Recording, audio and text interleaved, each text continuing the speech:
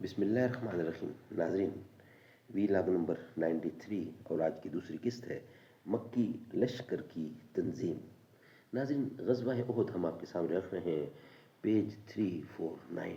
ناظرین، جس کتاب سے یہ واقعہ آپ کے سامنے رکھ رہے ہیں، اس کتاب کا نام ہے الرحیق المختوم، سیرت النبی صلی اللہ علیہ وسلم پر دنیا بھر میں اول انعام یافتہ یہ کتاب ہے۔ مولانا صفی الرحمان مبارک پوری اس کتاب کے رائٹر ہیں۔ جو ہم آپ کے سامنے پیش کر رہے ہیں واقعہ، وہ ہے غزوہ احد۔ غزوہ احد کا سب ہیڈنگ ہے مکی لشکر کی تنظیم۔ کیا خوب امیر فیصل کو سنوسی نے پیغام دیا، تو نام و نسب کا حجازی ہے پر دل کا حجازی بن نہ سکا۔ تر آنکھیں تو ہو جاتی ہیں پر کیا لذت اس رونے میں، جب خون جگر کی آمیزش سے یہ اشک پیازی بن نہ سکا۔ 93 اور دوسری قسط ہے اور پیج ہے 349۔ مکی لشکر کی تنظیم۔ ناظرین، اس سے پہلے ہیڈنگ چل چکا ہے، رسول اللہ صلی اللہ علیہ وسلم لشکر میں شجاعت کی روح پھونکتے تھے۔ وہ اس سے پہلے والے ویلاگ میں ہم آپ کے سامنے رکھ چکے ہیں۔ مکی لشکر کی تنظیم۔ مشرکین نے بھی صف بندی ہی کے اصول پر اپنے لشکر کو مرتب اور منظم کیا تھا۔ ان کا سپہ سالار ابو سفیان تھا، جس نے قلب لشکر میں اپنا مرکز بنایا تھا۔ میمنہ پر خالد بن ولید تھے، جو ابھی تک مشرک تھے۔ میسرہ پر اکرمہ بن ابی جہل تھا۔ پیدل فوج کی کمان صفوان بن امیہ کے پاس تھی اور تیر اندازوں پر عبداللہ بن ربیعہ مقرر تھے۔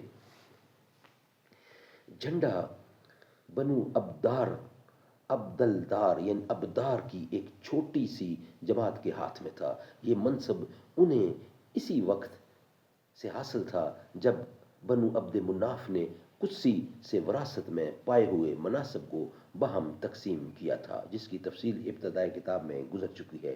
پھر باپ دادا سے جو دستور چلا آ رہا تھا، اس کے پیش نظر کوئی شخص اس منصب کے بارے میں ان سے نزاع بھی نہیں کر سکتا تھا، لیکن سپہ سالار ابو سفیان نے انہیں یاد دلایا کہ جنگ بدر میں ان کا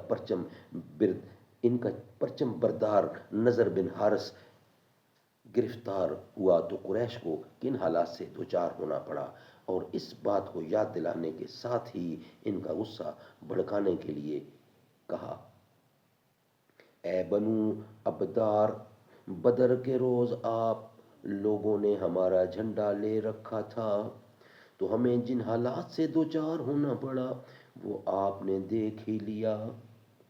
در حقیقت فوج پر جھنڈے ہی کی جانب سے زد پڑتی ہے۔ جب جھنڈا گر پڑتا ہے تو فوج کے قدم اکھڑ جاتے ہیں۔ پس اب کی بار آپ لوگ یا تو ہمارا جھنڈا ٹھیک طور سے سنبھالیں یا ہمارے اور جھنڈے کے درمیان سے ہٹ جائیں، ہم اس کا انتظام خود کر لیں گے۔ اس گفتگو سے ابو سفیان کا جو مقصد تھا، اس میں وہ کامیاب رہا، کیونکہ اس کی بات سن کر بنی عبدار کو سخت طو آ گیا۔ انہوں نے دھمکیاں دیں، معلوم ہوتا تھا کہ اس پر پل پڑیں گے۔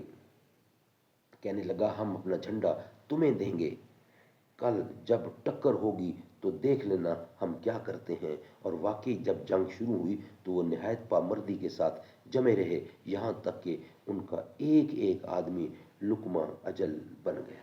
ناظرین، یہ ویلاگ ہمارا کمپلیٹ ہوا۔ نیکسٹ ویلاگ میں ہمارا ہیڈنگ ہے قریش کی سیاسی چال بازی۔ یہ انشاءاللہ نیکسٹ ویلاگ میں ہم آپ کے سامنے رکھیں گے۔ میں ہوں شبیر و شبر کے در کا غلام، فضل مولا سے اے سید فاطمہ، انتہا میری خوشیوں کی ہوگی نہ جب مجھ کو جنت میں بولیں گی جا فاطمہ۔ تیرے غیظ و غضب سے لرزتا رہا، تیرے غیظ و غضب سے لرزتا رہا، ہر منافق نہیں دین کا فاطمہ، آ رہی ہے جھکا لو نگاہیں سبھی، مرحبا مرحبا مرحبا فاطمہ۔